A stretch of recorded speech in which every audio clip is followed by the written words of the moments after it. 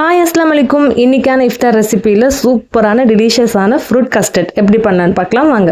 First ஒரு பாத்திரத்தில் வந்து ஒரு 1/2 லிட்டர் பால் வந்து நல்லா கொதிக்க வச்சுக்கோங்க. ஒரு 3 ஸ்பூன் சப்ஜா சீட்ஸை வந்து தண்ணியில் ஊற வச்சுக்கோங்க.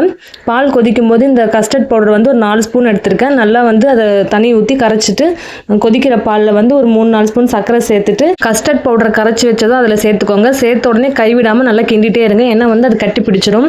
இந்த மாதிரி நல்லா கிண்டிட்டு அது வந்து பபுள்ஸ் வந்தோடனே ஸ்டவ் ஆஃப் பண்ணிக்கோங்க. ஆஃப் பண்ணிட்டு ஃப்ரிட்ஜில் வந்து கொஞ்சம் கூலிங் பண்ண வச்சுக்கோங்க. ஃப்ரிட்ஜிலேருந்து எடுத்ததுக்கு அப்புறமேட்டு நம்ம சாப்பிட போகிற டைமில் வந்து இந்த ஃப்ரூட்ஸ் எல்லாம் நம்ம அது கூட ஆட் பண்ணிக்கலாம். உங்ககிட்ட என்ன ஃப்ரூட்ஸ் இருக்கோ அந்த ஃப்ரூட்ஸ் எல்லாமே ஆட் பண்ணிக்கலாம். நான் சேர்த்துருக்க ஃப்ரூட்ஸ் வந்து கருப்பு திராட்சை, பச்சை திராட்சை, பப்பாளி, ஆப்பிள் நல்ல பொடியாக கட் பண்ணது, மாதுளப்பழம். வாழைப்பழம் இல்லாமல் செய்கிறது சூப்பராக இருக்கும். வாழைப்பழத்துக்கு பதிலாக நீங்கள் வந்து மாம்பழப்பழம் போட்டால் இன்னும் நல்லா டேஸ்ட்டாக இருக்கும். என்கிட்ட இருந்ததுனால நான் சேர்த்தேன், நீங்களும் இருந்தால் சேர்த்துக்கோங்க. ஊற வச்சிருந்த சப்ஜா சீட்ஸும் வந்து அதில் சேர்த்துக்கோங்க. ஒரு கைப்பிடி அளவுக்கு வேர்க்கடலை சேர்த்துக்கோங்க, நல்லா இருக்கும் மெண்டு சாப்பிட்றதுக்கு ஃப்ரூட்ஸோட. 2-3 ஸ்பூன் மில்க் மேட் சேர்த்துக்கோங்க, இன்னும் நல்லா டேஸ்ட் கொடுக்கும். ஃப்ரிட்ஜில் வச்சுட்டு சில்லுன்னு இஃப்தாருக்கு சர்வ் பண்ணுங்க. ரொம்ப டேஸ்டான ஃப்ரூட் கஸ்டர்ட் ரெடி ஆயிடுச்சு. எல்லாருமே கண்டிப்பாக வீட்டில் ட்ரை பண்ணுங்க. இனி அடுத்த வீடியோவில் பார்க்கலாம். ஜஸகல்லா.